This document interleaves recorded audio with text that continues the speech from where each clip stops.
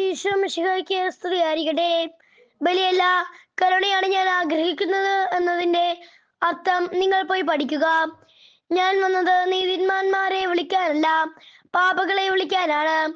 Mathai 9:13 amen. Praise be to Jesus the Messiah. Go and learn what this means. I deserve mercy, not sacrifice, for I have come to call not the righteous but sinners. Matthew chapter 9 verses 13. Amen.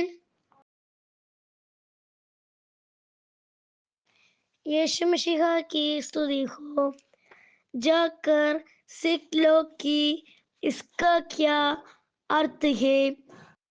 मैं बलिदान नहीं बल्कि दया चाहता हूँ. मैं धर्मियों को नहीं पापियों को बुलाने आया हूँ. मत्ती अध्याय 9 श्लोक 13. आमेन.